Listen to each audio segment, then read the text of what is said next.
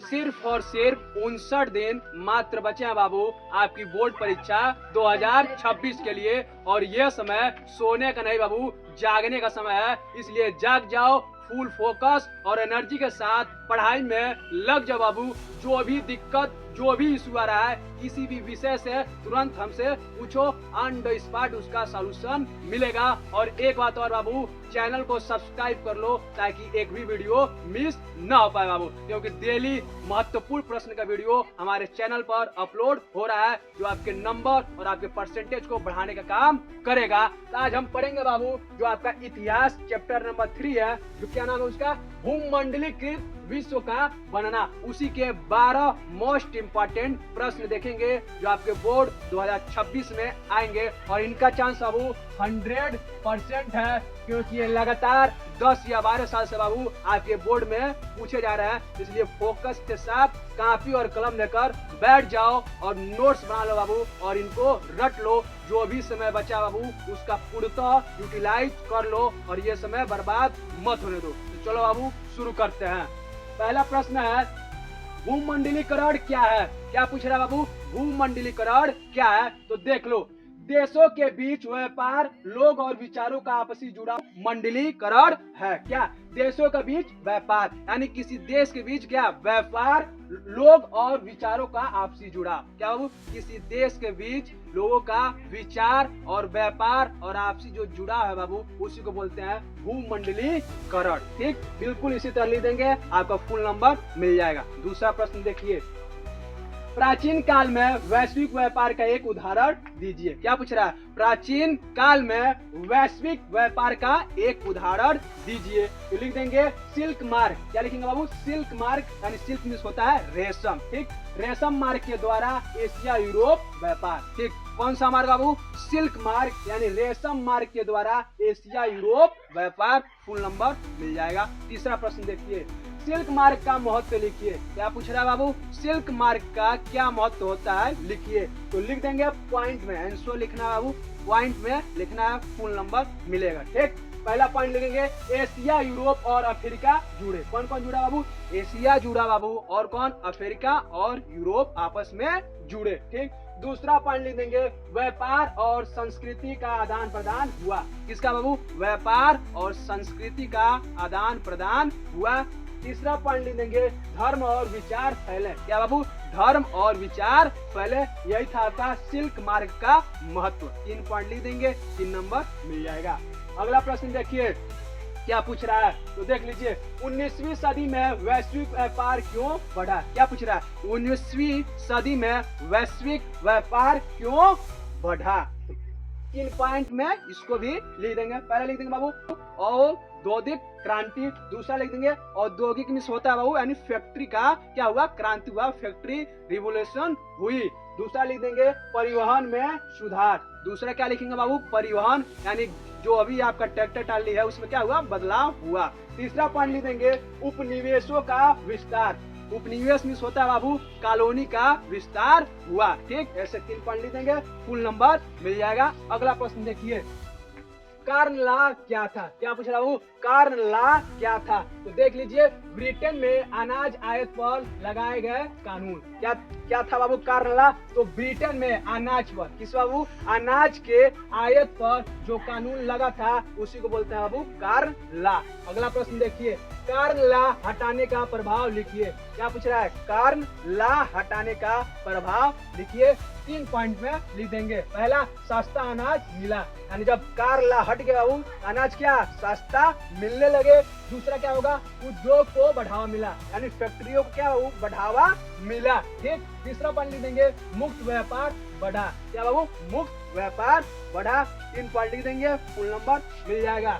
अगला प्रश्न देखिए, 19वीं सदी में भारत की भूमिका वैश्विक अर्थव्यवस्था में लिखिए। क्या पूछ रहा है? 19वीं सदी में भारत की भूमिका वैश्विक अर्थव्यवस्था में लिखिए, यानी भारत ने क्या भूमिका निभाई। पहला देख लीजिए, पहला पॉइंट बनाएंगे और लिख देंगे कच्चे माल का निर्यात। क्या बाबू? कच्चे माल का निर्यात। दूसरा पॉइंट लिख देंगे ब्रिटेन के लिए बाजार बना। किसके लिए बाजार बना बाबू? तो ब्रिटेन के लिए। तीसरा पॉइंट लिख देंगे कपड़ा उद्योग नष्ट हुआ। क्या नष्ट हो गया बाबू? कपड़ा का जो उद्योग है वो नष्ट हो गया। चौथा पॉइंट लिख देंगे किसानों पर बोझ बढ़ा। किस पर बोझ बढ़ा बाबू? तो किसानों पर बोझ बढ़ा। पांचवा पॉइंट लिख देंगे भारत उपनिवेश बन गया। भारत क्या बन गया बाबू? उपनिवेश बन गया। 5 पॉइंट लिख देंगे, 5 नंबर मिल जाएगा। अगला प्रश्न देखिए, चाय, कॉफी और रबड़ के बागान क्यों लगाए गए? क्या बाबू क्या पूछ रहा है? चाय, कॉफी और रबड़ के बागान क्यों लगाए गए? इसको लिख देंगे 3 पॉइंट में, 3 नंबर में, 3 नंबर मिल जाएगा। देखिए, यूरोप की मांग बढ़ी। किसकी मांग बढ़ी बाबू? यूरोप में चाय और कॉफी की मांग बढ़ी। दूसरा पॉइंट लिख देंगे नगद फसलें उगाए गए। ये कैसी फसल है बाबू? जो चाय, कॉफी और रबर है, ये नगद फसल है। नगद फसल वो होता है जिसको आप तुरंत बेचकर तुरंत पैसा ले ले। तो क्या बढ़ा बाबू? नगद फसलें उगाई गई।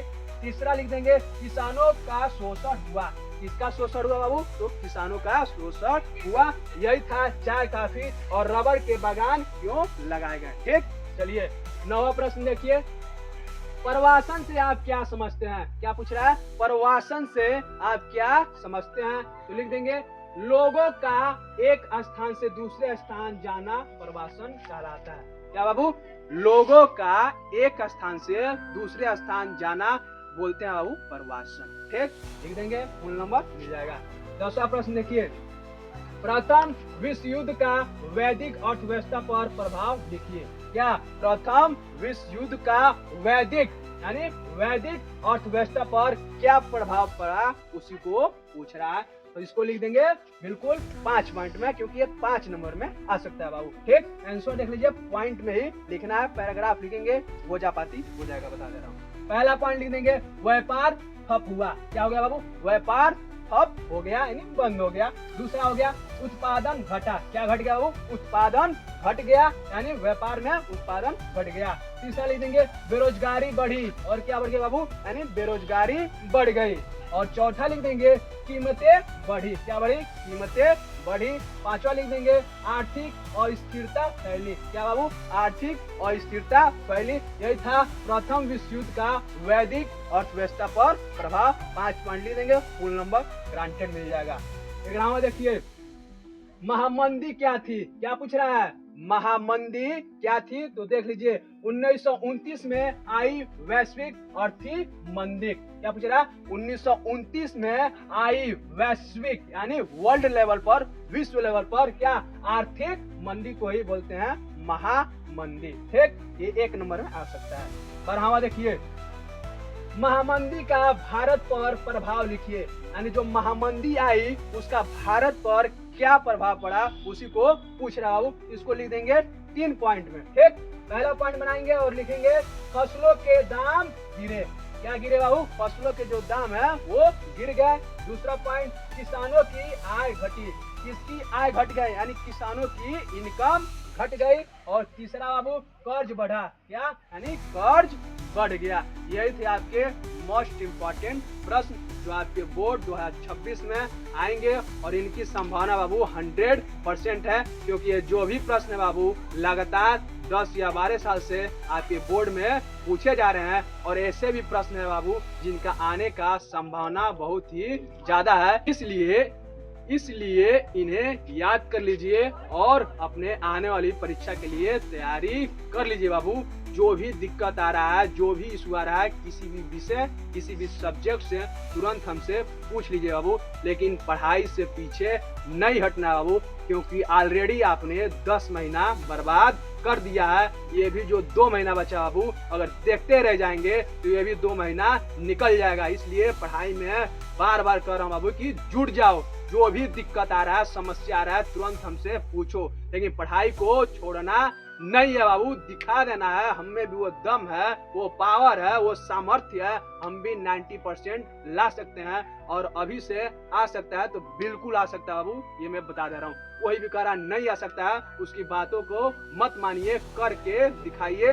हो सकता है, अभी भी हो सकता है। और चैनल को जरूर सब्सक्राइब कर लीजिए बाबू, कि एक भी वीडियो मिस न हो पाए, क्योंकि डेली शाम 6 बजे इसी तरह बेहतरीन वीडियो जा रहा है जो आपके मार्क्स, आपके नंबर और आपके परसेंटेज को बढ़ाएगा बाबू। जो भी इशू आ रहा है तुरंत पूछ लिए, पढ़ाई में लगते रहिए बाबू। मिलते हैं आपसे बाबू कल शाम 6 बजे। धन्यवाद।